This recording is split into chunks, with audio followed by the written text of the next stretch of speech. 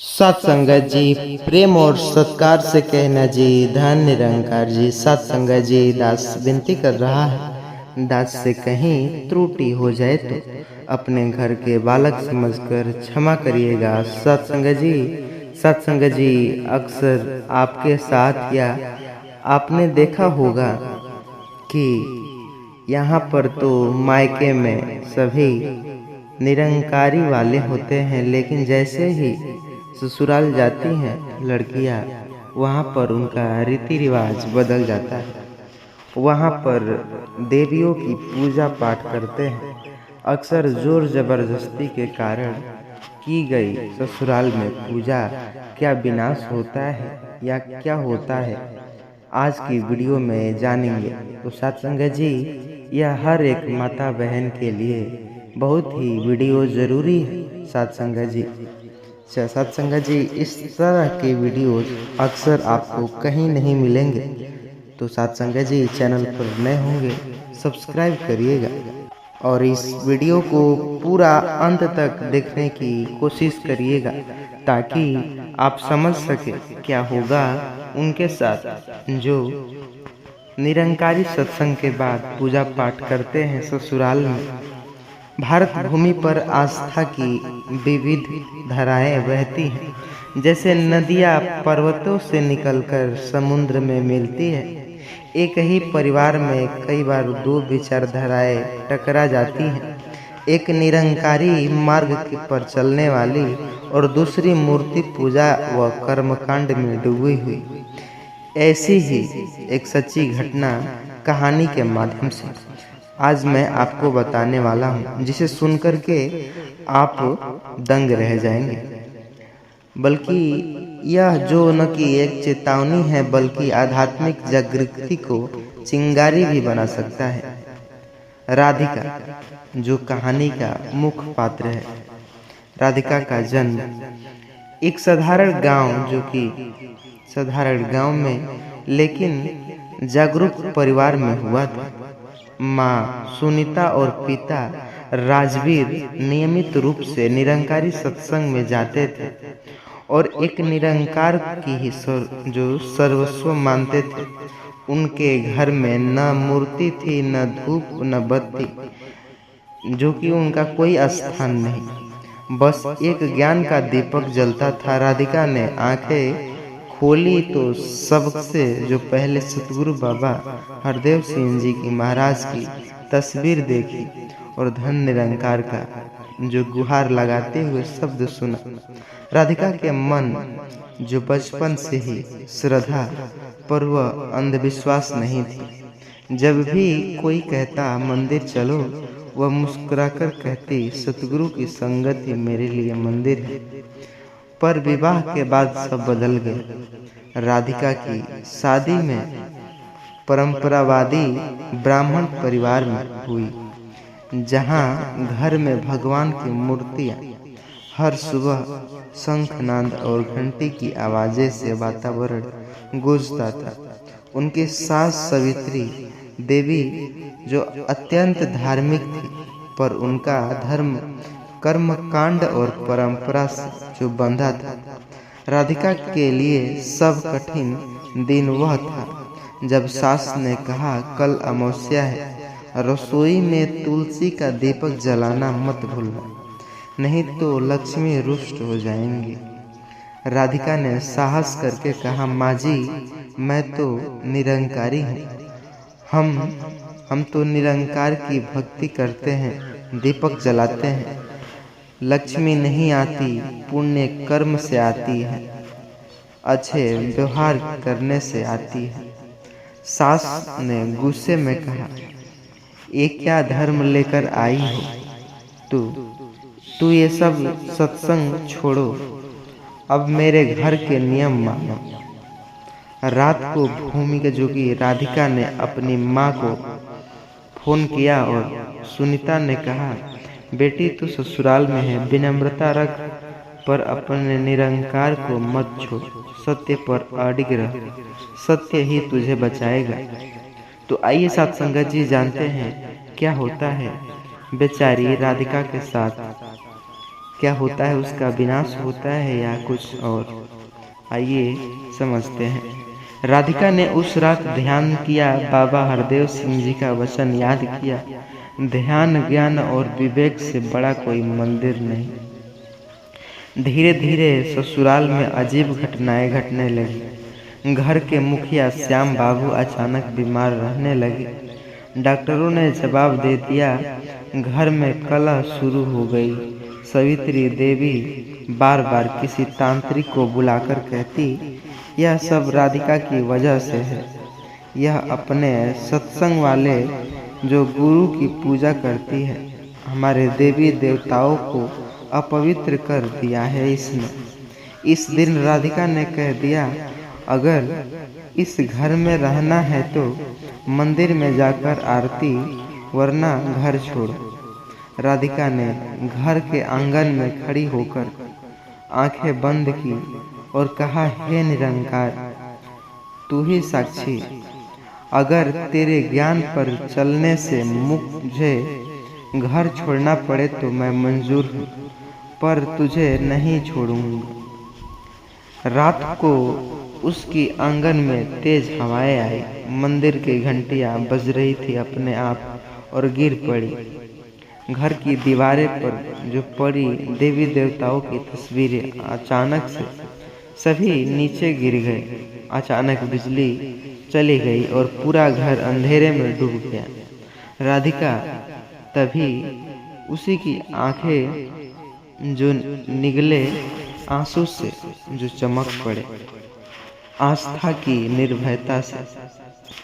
सुबह श्याम बाबू ने सपना बताया। रात को एक बाबा जी सपने में आए। उसने कहे, तुम्हारे घर में मेरी बेटी है जो निरंकार का सच्चा भजन करती है, उसे मत रोको वरना घर नहीं रहेगा तुम्हारा। धीरे धीरे सावित्री देवी का मन परिवर्तन होने लगा। उन्होंने राधिका के साथ एक बार सत्संग में जाने का निर्णय बनाया। जब उन्होंने सतगुरु बाबा के वचन, मूर्ति में नहीं शक्ति, जो शक्ति मूर्ति में शक्ति नहीं, मन की श्रद्धा में शक्ति है, लेकिन सच्चा श्रद्धालु कभी झूठे कर्मकांड में नहीं फंसता, तो उसके मन में अंधकार जो दूर हो गया। सावित्री देवी ने कहा, राधिका मुझे माफ कर दे, मैं अज्ञान थी, मैंने तुझे रोकने की कोशिश की, पर अब मैं जानती हूँ कि तेरा मार्ग सत्य है। राधिका के धैर्य, श्रद्धा और सत्यनिष्ठा ने ससुराल में एक क्रांति ला दी। अब वह घर मंदिर का जो निरंकारी का मंदिर बन गया। मूर्तियों की जगह दीवारों पर सतगुरु के वचन की जो फोटोज लग गई। हर घर जो हर सुबह सत्संग की रिकॉर्डिंग चलती, सभी मोबाइल के जरिए ऑनलाइन वीडियोस देखते, निरंकारी सत्संग करते। और सावित्री देवी खुद कहती सभी से, धन निरंकार बहन जी। इस तरह से वैसा चल रहा था। तो आइए क्या मिलता है इस कहानी से हमें सच्चाई, आइए अब समझते हैं। इस कहानी से स्पष्ट होता है कि अगर माँ के घर निरंकारी सत्संग हो या ससुराल में पूजा पाठ, तो सत्य पर चलने वाले बहू को डिगना नहीं चाहिए। अगर वह सच्चे सतगुरु से जुड़ी है तो एक दिन वह अंधविश्वास को मिटाकर निरंकार का प्रकाश फैलाएगी। मूर्ति पूजा में शक्ति नहीं, भाव और अज्ञान में शक्ति है। निरंकारी विचार यही कहता है कि परमात्मा निरंकार है और वही सर्वशक्तिमान है। तो अब आप बताइए, क्या आप भी इस चेतावनी को समझ गए? अगर हाँ, तो इस कहानी को अंत तक सुनने वाले हर व्यक्ति को यह एक संदेश देना है, सत्य की राह पर चलिए, निरंकार को जानो और चैनल को सब्सक्राइब करना मत भूलिए। अगली कहानी और इससे भी और भी ज़्यादा अच्छी होने वाली है, जो उससे भी ज़्यादा हिला करके रख देगी। तो प्लीज़ सब्सक्राइब करेंगे तभी तो वीडियोस देखेंगे। तो आइए सत्संगा जी, प्रेम और सत्कार से कहना जी, धन निरंकार जी। और इस वीडियो को हर एक माता बहन के पास शेयर कीजिएगा व्हाट्सएप के ज़रिए, ताकि हर कोई, हर बहन जी समझ सके कि ऐसा कुछ नहीं होगा। हमारे मन में सतगुरु हैं। अगर हमें कोई जोर ज़बरदस्ती करेगा तो उसका भी मन बदल सकता है सतगुरु निरंकार के माध्यम से। तो साथ संगत जी, आशा करता हूँ चैनल को सब्सक्राइब कर दिए होंगे और इस वीडियो को शेयर ज़रूर करिएगा सभी के साथ। साथ संगत जी, भारतवर्ष में कन्यादान को सबसे बड़ा पुण्य माना जाता है। हर पिता का सपना होता है कि वह अपनी बेटी का कन्यादान कर धार्मिक कर्तव्य पूरा करे, लेकिन क्या हम सिर्फ रीति रिवाज निभा रहे हैं या असल में किसी आध्यात्मिक चेतना के साथ ये कार्य कर रहे हैं? क्या गुरुमुख से, जो कि गुरुमुख के बिना जुड़े, हम वाकई अपनी संतानों को सही मार्ग दे पा सकते हैं, या हमें सतगुरु के मार्ग को अपनानी चाहिए? यही सवाल आज की यह वीडियो में होने वाला है। चैनल पर नए होंगे सब्सक्राइब करिएगा। यह वीडियो इतना ज़्यादा अच्छा है जिसे सुन कर के आप पिता होंगे, अगर आपकी बेटी होगी तो आपके आँखों से आंसू न आ जाए तो कहिएगा। साथ संगत जी, एक कहानी के माध्यम से आइए पूरी सच्चाई समझते हैं साथ संगत जी। और सच्चाई जब आपके सामने आएगी तो आप सच में कांप उठेंगे। आइए पूरी सच्चाई के साथ एक मिलता जुलता कहानी है, वो मैं आपको साझा कर रहा हूँ। उत्तर प्रदेश, जो कि भारत में एक छोटे से गांव नयगढ़ में हर साल की तरह इस साल शादी की तैयारियां चल रही थी। घरों में चौधरी हृदय, जो कि हरदयाल सिंह की इकलौती बेटी काजल की शादी तय हो चुका था।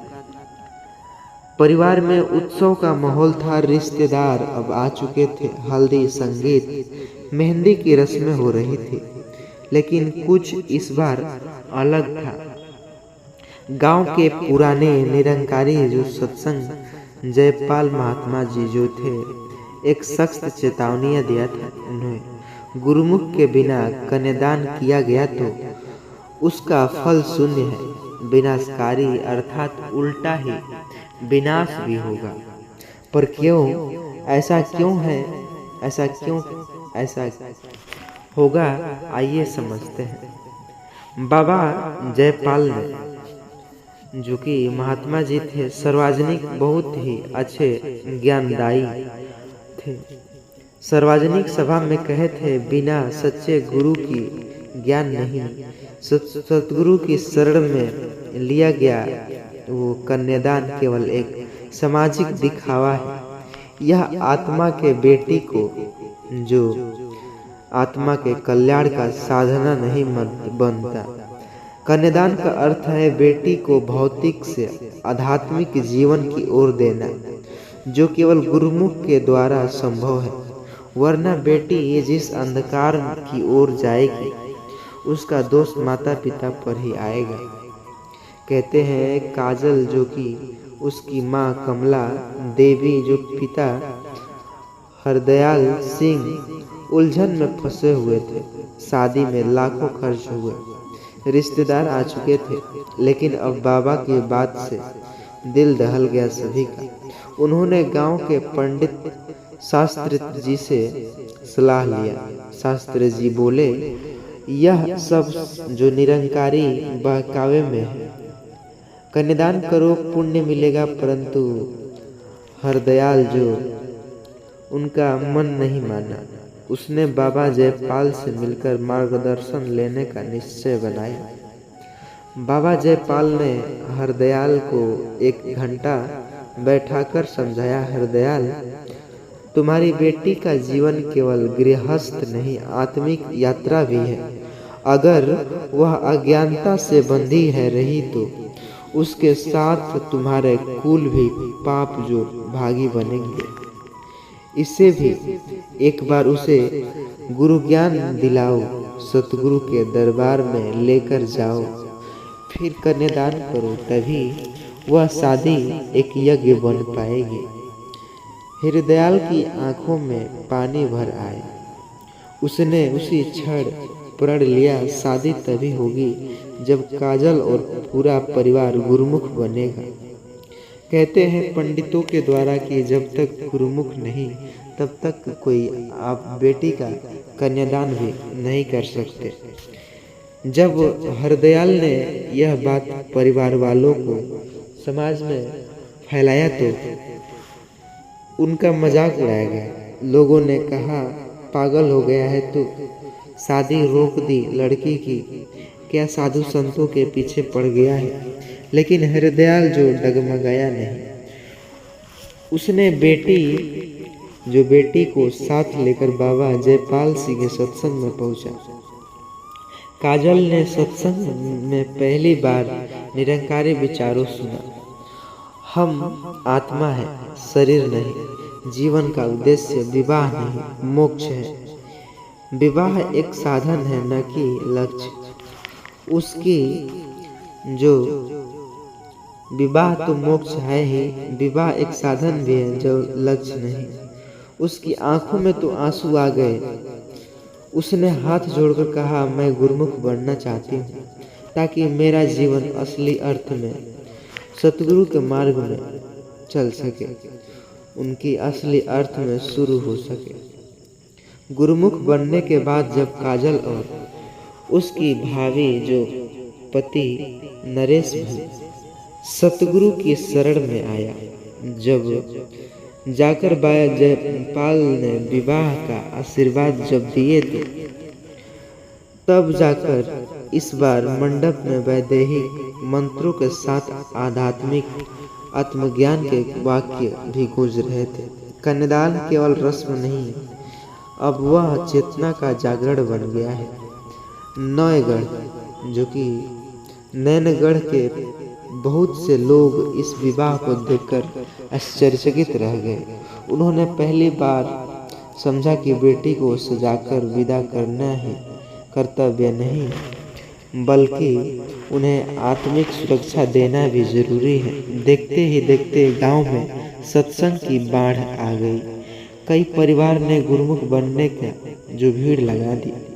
गांव की आत्मिक दशा बदल गई, जो पहले से बहुत ही अच्छा चल रही थी। बाबा जयपाल ने कहा, हर कन्यादान के पीछे आत्मा का कल्याण होना चाहिए, वरना यह केवल शरीर का हस्तांतरण। व जब गुरुमुख से जुड़कर बेटी को विदा किया जाता है तो तभी वह बेटी जो देवी बनती है, वरना इस संसार में तो अनेकों जो घूम रही हैं, जो देवी नहीं राक्षसिनी है, उसी उलझन में फंस जाती हैं। आज भी आप बेटी का कन्यादान करने जा रहे हैं तो एक बार गुरुमुख जरूर बने, निरंकारी ज्ञान ले, नहीं तो बेटी के साथ आपके कुल का भी भविष्य अधर्म में पड़ सकता है। इस चेतावनी को मजाक न ले। जो आंखें खोल दे ऐसी सच्चाई निरंकारी सत्संग में मिलता है। यह अगर आपकी आत्मा का पा दी होगी तो चैनल पर नए होंगे सब्सक्राइब जरूर से कर लीजिएगा और इस वीडियो को सभी के साथ व्हाट्सएप के जरिए शेयर ज़रूर करिएगा ताकि हर कोई को ये आसानी से समझ सके। एक शेयर से उसके जीवन बदल सके। साथ संगे जी बेल आइकन प्रेस करना ना भूलिएगा और लाइक करना ना भूलिएगा। साथ संगे जी।